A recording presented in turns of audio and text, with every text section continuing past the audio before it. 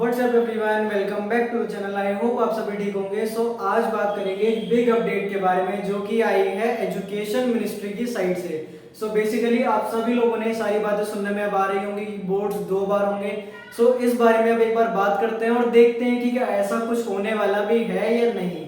चलिए कंसेप्ट समझते हैं। आजकल न्यूज में बहुत ज्यादा चल रहा है कि यार बोर्ड जो है वो 2 बार होने वाले हैं। हाँ ऐसा है, मतलब एजुकेशन मिनिस्ट्री ने तो ऐसा बोला है और उन लोगों ने ट्वीट करके भी बताया है कि हम लोग कुछ चेंजेस लेकर आने वाले हैं न्यू एजुकेशन पॉलिसी 2020 में। बेसिकली उन्होंने इन 5 पॉइंट्स की तरफ ज्यादा फोकस करा है जो उन्होंने बताया है ट्वीट में भी कि आखिर ये चीजें चेंज होनी चाहिए और एजुकेशन सेक्टर में ये बदलाव आने चाहिए।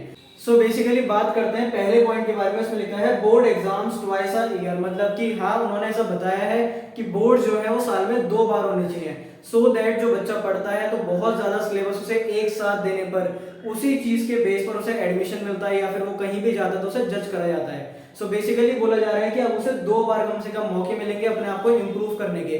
मतलब एक बार अगर जो उसकी कम मार्क्स भी आते हैं तो उसे दूसरी बार मौका जरूर मिलेगा जिसके अंदर वो अपने आप को इम्प्रूव कर सकता है। ये बात अभी तक सीबीएसई की तरफ से ऑफिशियल नहीं आई है बस, लेकिन अभी एजुकेशन मिनिस्ट्री ने ऐसा सोचा है और इसके बारे में बात करी है। लेकिन हमें तब तक बिल्कुल भी सीरियस नहीं मानना है जब तक हमारे सामने भी सीबीएसई की तरफ से कोई प्रॉपर नोटिफिकेशन और गाइडलाइंस नहीं आ जाती है।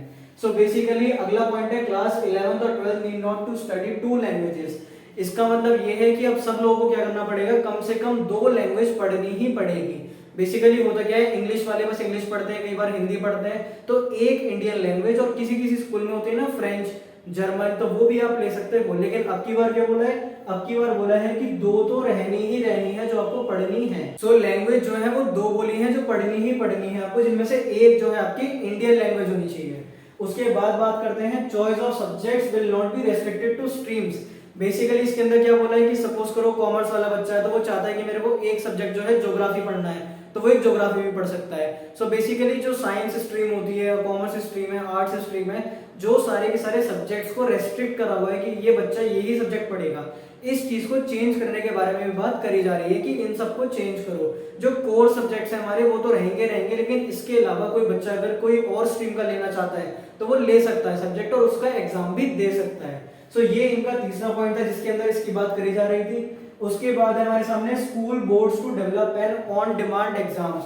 बेसिकली जो ऑन डिमांड एग्जाम्स है एनआईओएस वाले बच्चों के लिए होता है। कहने का मतलब ये जो बच्चे 10th 12th में फेल हो जाते हैं तो वो लोग क्या करते हैं, एनआईओएस के थ्रू एग्जाम को क्लियर करते हैं। तो ये ऑन डिमांड का कंसेप्ट वहां से निकल कर आ रहा है कि इस चीज को अप्लाई करा जाए और जल्दी से जल्दी स्कूल्स में लगाया जाए जितने भी स्कूल बोर्ड हमारे हैं। बाकी इसके बारे में सीबीएसई जब हमें बताएगा, प्रॉपर गाइडलाइंस आएंगी, तभी हम समझ पाएंगे कि एक्चुअल में सच क्या है। जितने भी न्यूज जर्नल्स है सभी लोगों ने ये सारी बातों को प्रिंट कर रखा है कि ये सारे चेंजेस लेकर आने वाले हैं, लेकिन अभी बिल्कुल श्योरिटी नहीं मान सकते जब तक सीबीएसई खुद ऑफिशियल स्टेटमेंट नहीं दे कि हाँ हम लोग ऐसा चेंज लेकर आ रहे हैं।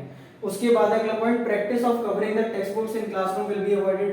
कहने का मतलब ये है जितने भी बच्चे डिपेंडेंट है कि स्कूल में सिलेबस होगा जब भी होगा या स्कूल में जो पढ़ाने का तरीका है उसमें बदलाव आने चाहिए। तो बोल रखा है कि अब बच्चे को डिपेंड होने की जरूरत नहीं है कि कब स्कूल की पढ़ाई खत्म होगी फिर वो आगे का काम करेगा और एग्जाम दे पाए। तो इस चीज को भी अवॉइड करने के बारे में बात करी गई है कि बच्चों को ये समझना चाहिए कि आखिर हमें अंडरस्टैंड करना है टॉपिक्स को पहले, ना कि हमें सिर्फ सिलेबस के पीछे भागना है।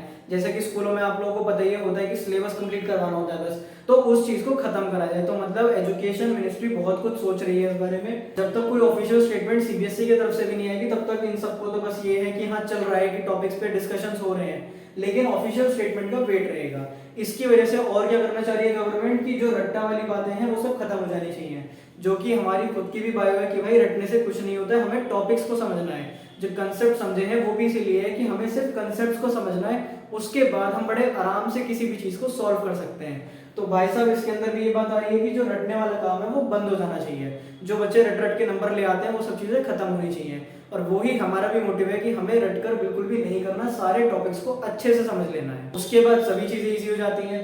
देन हमारे सामने आता है अंडरस्टैंडिंग ऑफ कंसेप्ट्स। मतलब बेसिकली गवर्नमेंट ये चाहती है कि आप सिर्फ कंसेप्ट्स को अच्छे से समझो, कि रट रट के पास हो गए, रट रट के नंबर ला गए, वो चीजें बंद होनी चाहिए।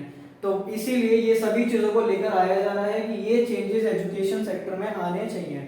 अब देखते हैं बाकी कैसा रहेगा, सब ऑफिशियल स्टेटमेंट पे डिपेंड करता है कि जब सीबीएसई भी ऑफिशियल स्टेटमेंट देगी तब हमें पता पड़ेगा कि हाँ ये चेंजेस आए हैं। फिलहाल एक बात की श्योरिटी है कि इस वाले सेशन में चेंजेस नहीं आने वाले, ये अगले वाले सेशन से ही लगेंगे। सो बेसिकली 2023 से 24 के अंदर कुछ नहीं होगा, जिस तरह हम पढ़ रहे हैं ऐसे ही पढ़ेंगे।